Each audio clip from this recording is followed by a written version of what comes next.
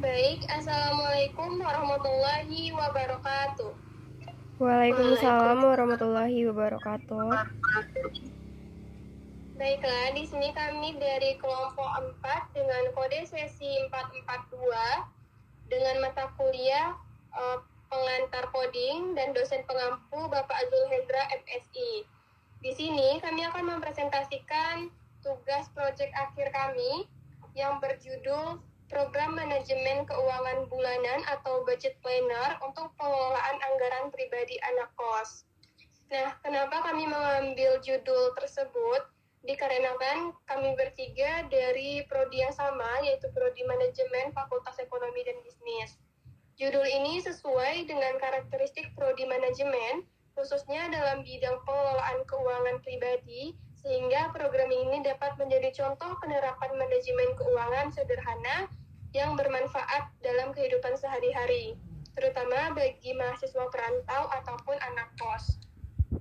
Sebelum itu, izinkan kami untuk memperkenalkan nama anggota terlebih dahulu. Yang pertama, saya Rini Artanelli dengan NIM 2505987 sebagai moderator dan presentator. Dan teman-teman saya Rifani Putri Ramadhani dengan NIM 2505988 sebagai pembaca materi.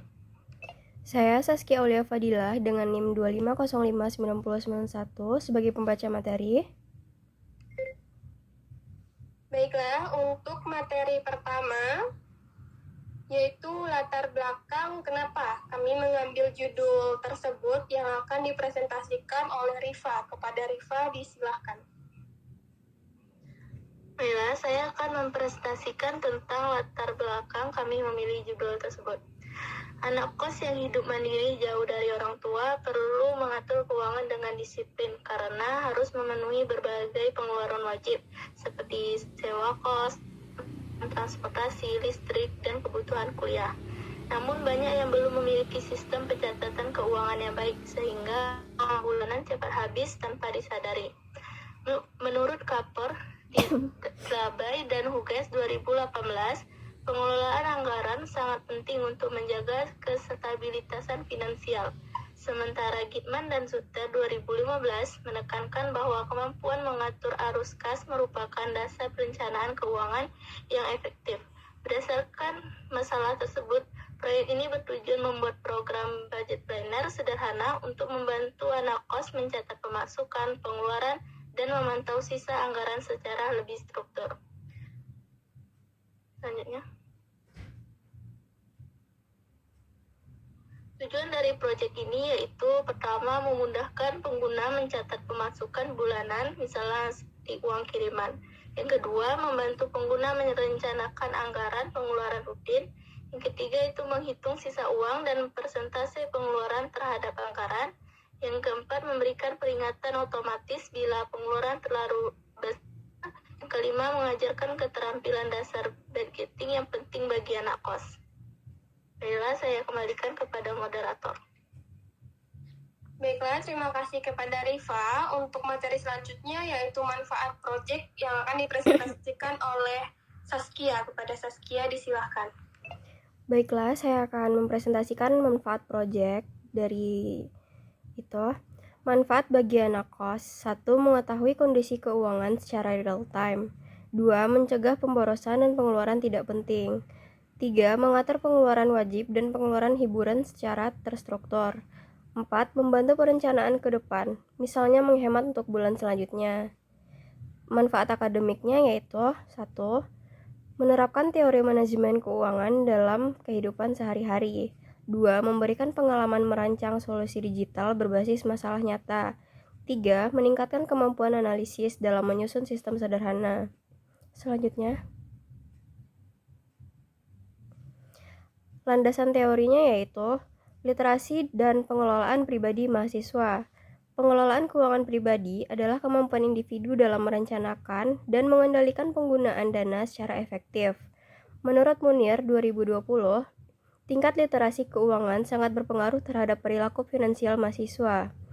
Mereka yang memiliki literasi keuangan baik biasanya melakukan pencatatan pengeluaran, membuat anggaran, serta mampu membedakan kebutuhan dan keinginan. Hal ini sangat penting, terutama bagi anak kos yang harus mengatur uang bulanan secara mandiri. Tanpa pencatatan yang jelas, risiko pemborosan dan ketidakseimbangan arus kas makin tinggi. Karena itu, diperlukan sistem digital sederhana seperti budget planner untuk membantu mahasiswa mengelola pemasukan dan pengeluaran dengan lebih terstruktur. Baiklah, saya kembalikan kepada moderator. Baiklah, terima kasih kepada Saskia untuk yaitu penjelasan kode program di C++ akan dipresentasikan oleh saya sendiri. Di sini saya akan menjelaskan dua hal, yaitu program sederhana tentang penggunaan tipe data float dan double, dan program budget planner menggunakan beberapa fungsi. Yang pertama yaitu program satu library. Pertama, kita punya library kalau mau menampilkan biar menggunakan F. Yang kedua, variabel float dan double. Nah, di dalam program ini kita membuat dua variabel, satu bertipe float dan satu bertipe double. Nilainya kita tulis dengan format scientific notation. Misalnya nih, 9.13E5 itu artinya 9.13 dikali 10 pangkat 5 yang hasilnya jadi 913.000. Dan 3.99E pangkat min 4 itu 3.99 dikali 10 pangkat minus 4 yang hasilnya jadi angka yang sangat kecil, yaitu 0.000399. Selanjutnya, print output. Nah, kedua nilai ini ditampilkan menggunakan printf dengan format %f karena bentuk angkanya yang pecahan. Terus selanjutnya, struktur program. Semua kode yang ada di dalam fungsi main dan return 0 itu kita pakai, yang artinya program selesai dengan normal dan tidak error. Terus selanjutnya kita masuk ke program yang kedua, yaitu budget planner anak kos. Yang pertama, program ini memakai beberapa library, yaitu iStream untuk input dan output, Map untuk menyimpan pengeluaran berdasarkan kategori, terus FStream untuk menyimpan laporan ke dalam file, dan DataStream untuk teks. Ada juga variabel global. Kita memakai dua variabel global, yaitu yang pertama pengeluaran, isinya kategori dan jumlahnya. Nah, kategorinya itu kayak misalnya makan untuk kita makan sebulan itu berapa, terus uang bulanan uang bayar kos sebulan kita berapa. Nah, nanti setelah kita masukkan kategorinya, kita bakal masukkan berapa jumlahnya. Yang kedua itu pemasukan, yaitu menyimpan pemasukan bulanan user, berapa bulanan kita sebulan, misalnya 3 juta atau 2 juta. Terus kita juga memakai fungsi format rupiah. Nah, fungsi ini dipakai untuk membuat angka jadi lebih rapi.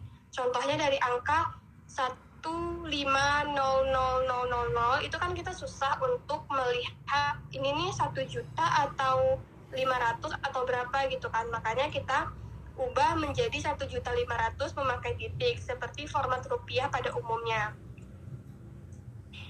Selanjutnya, fungsi satuan uang. Nah, kalau angkanya besar, fungsi ini bakal nambahin satuan seperti juta, seperti ribu, juta, ataupun miliar. Contohnya kayak 2.500.000, nanti tampilannya akan jadi 2.500.000 dan jutanya ditambah di akhir. Terus ada input pemasukan. Fungsi ini cuma minta input pemasukan dari user, lalu disimpan ke variabel pemasukan.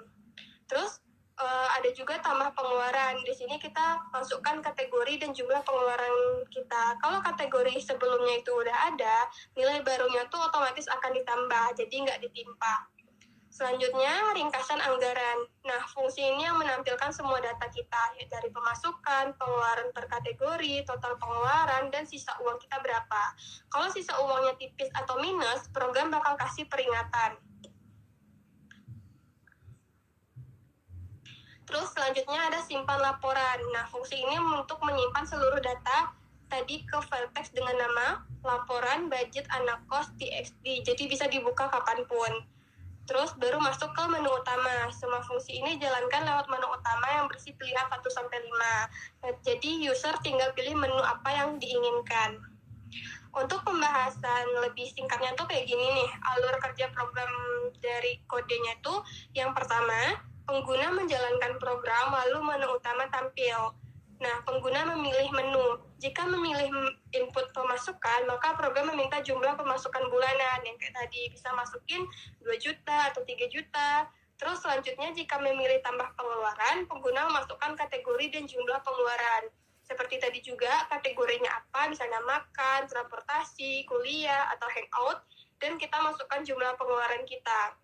Terus selanjutnya, yang ketiga yaitu program menyimpan semua pengeluaran ke dalam struktur data map. Lalu, jika pengguna memilih ringkasan anggaran, maka program itu akan menghitung total pengeluaran, menghitung sisa uang, dan menampilkan status keuangan kita. Apakah aman, sisa sedikit, ataupun pengeluaran melebihi pemasukan. Terus selanjutnya, jika pengguna memilih simpan laporan, maka program itu akan membuat file txt berisi rangkuman anggaran. Nah, jika pengguna memilih keluar, maka program akan berhenti. Baik, kita sudah berada di penghujung akhir materi. Kesimpulan dari proyek akhir kami ini adalah program budget planner anak kos yang dibuat dalam proyek ini berhasil membantu anak kos dalam mencatat pemasukan dan pengeluaran bulanan secara lebih terstruktur. Dengan adanya fitur pencatatan per kategori, perhitungan total pengeluaran, serta sisa anggaran, pengguna dapat dengan mudah mengetahui kondisi keuangan secara real time.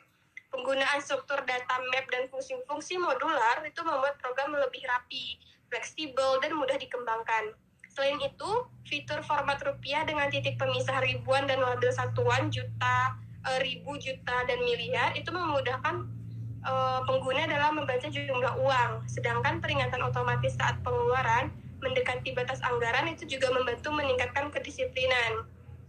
Laporan keuangan juga bisa disimpan ke file yang memungkinkan evaluasi pengeluaran secara berkala, sehingga program ini lebih efektif sebagai alat bantu untuk meningkatkan kemandirian dan keterampilan manajemen keuangan anak kos. Baik, mungkin itu saja materi yang bisa disampaikan oleh kelompok 4. Salah dan kurang dalam pengucapan kata itu salahnya dari kami, dan jika lebihnya itu datangnya dari Allah Subhanahu wa Ta'ala. Kami dari kelompok 4 pamit undur diri. Maaf jika ada salah. Terima kasih atas perhatiannya. Wassalamualaikum warahmatullahi wabarakatuh.